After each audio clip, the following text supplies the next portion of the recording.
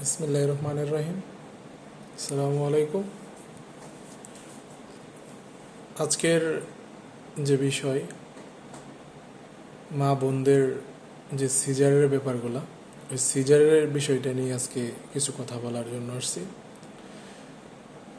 বাংলাদেশে যে পরিমাণে সিজার ডাক্তাররা করাইতেছে এবং করানোর জন্য প্রায়ই জোরপূর্বক বলে বা তাদের একটা পলিটিক্স কইরা ওরা সিজারের সংখ্যাটা এতটাই বাড়াই দিছে, অন্য কোনো দেশের মধ্যে সিজারের পরিমাণ এত নাই বললেই চলে। খুব ইমার্জেন্সি কেস তারা সিজারে নিয়ে আসে। যাক, বাংলাদেশে সিজার করে এই বিষয়টার উপরে আমি কিছু কথা বলতে চাই।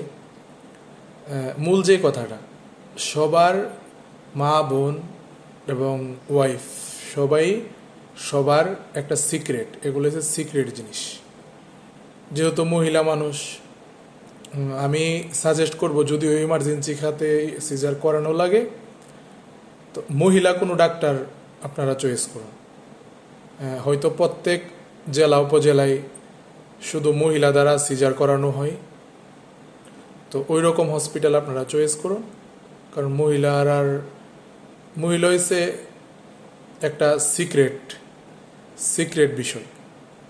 যেহেতু একজন মহিলা ডাক্তার একটা মহিলা মা বোন বা কারো ওয়াইফের সিজার করাবে, তো এই জিনিসটা কোনো বিবেকে বাধা দেয় না বা আইবের বিষয় না, আনইজি ফেল হয় না যে মহিলা মানুষে সিজার করাইতেছে। তো পুরুষ ডাক্তার দ্বারা সিজার করানোটা আমি সাজেস্ট করি না, কারণ এটা আমার কাছে কেমন একটু অন্যরকম লাগে, লজ্জার ব্যাপার।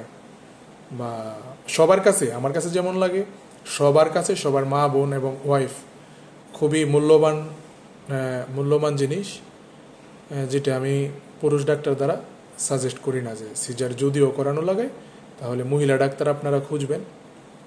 হাতের নাগালে অনেক জায়গায় আছে মহিলা ডাক্তার দ্বারা সিজার করা হয়।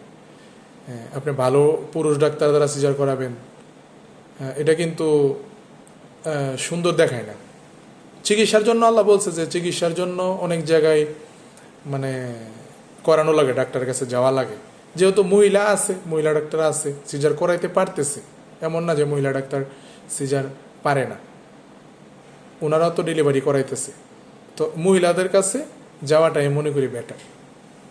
তো এ পর্যন্তই। ভালো থাকবেন সবাই, আর সবাই চেষ্টা করবেন মহিলা ডাক্তার দ্বারা সিজার করানোর জন্য। আসসালামু আলাইকুম। ভালো থাকবেন সবাই। আল্লাহ হাফেজ।